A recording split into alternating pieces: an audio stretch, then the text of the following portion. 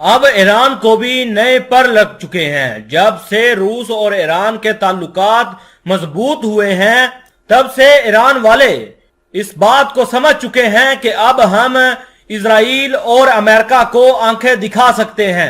Iran वालों को Russia का सुखोई 35 जहाज मिलने का रास्ता साफ हो चुका है। उधर चीन वालों से भी ये खबरें आ रही हैं। ईरान और सऊदी अरब के ताल्लुकात फिर से बहाल हो गए हैं। बेलारूस के प्रेसिडेंट लुकाशेंको ईरान के दौरे पर पहुंचे हैं और रशिया के व्लादिमीर पुतिन का एक अहम पैगाम इब्राहिम रईसी को देने के लिए आए हैं। ऐसे में ईरान का कॉन्फिडेंस हाई है। ईरान के इसी गरूर को तोड़ने के लिए अब इजराइल और अमेरिका ने कोशिशें शुरू कर दी हैं। गल्फ में अमेरिका के बॉम्बर ने उड़ान भरी है। इजराइल के साथ अब सुपर पावर के फौजियों ने फौजी एक्सरसाइजेज करना शुरू कर दी हैं और अमेरिका और इजराइल वाले इस बात का इशारा कर रहे हैं कि अगर ईरान ने न्यूक्लियर हथियार बनाने ना छोड़े तो ये ईरान वालों को सीधी सीधी वार्निंग है कि ये B-52 ईरान के ऊपर गोले बरसा देगा।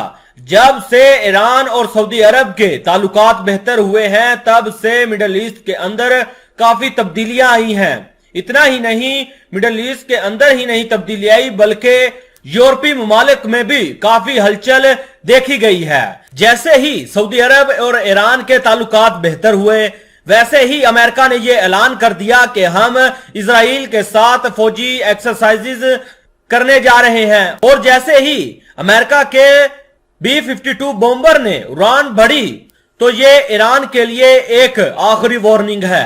अमेरिका और इजराइल की इन्हीं फौजी एक्सरसाइजेज को देखकर ऐसा महसूस किया जा रहा है कि अब ईरान के अंदर किसी भी वक्त कोई बड़ी तबाही हो सकती है। और अगर इन्हीं बॉम्बर और फाइटर जेटों ने मिडल ईस्ट के अंदर एंट्री की तो हर तरफ बौछार आ जाएगा।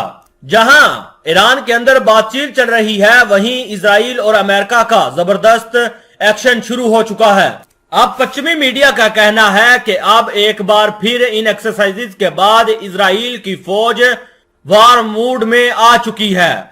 आप इस बात पर गौर कीजिए कि जब ईरान के स्फहान शहर पर इजराइल के ड्रोन हमले हुए थे, तो तब भी इसी तरह की फौजी एक्सरसाइजेज अमेरिका और इजराइल ने की थी।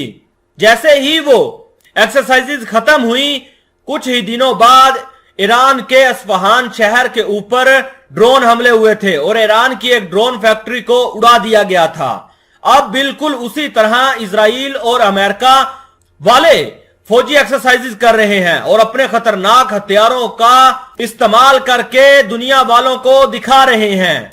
अब मीडिया जराए का मानना है कि बिल्कुल इसी तरह जैसे ही ये फौजी एक्सरसाइजेज खत्म होगी, वैसे ही कुछ ही दिनों या उस दिन के बाद ईरान के ऊपर हमले शुरू हो जाएंगे, क्योंकि अजरबैजान के अंदर पहले ही इजराइल के फौजी अड्डे मौजूद हैं। अजरबैजान ने वहां पर इजराइल वालों को अपने बेसिस बनाकर दिए हुए हैं और अब यही अंदाजा लगाया जा रहा है कि ईरान के ऊपर किसी भी वक्त कोई बड़ी कार्रवाई हो सकती है और इनके न्यूक्लियर अड्डों को तबाह किया जा सकता है।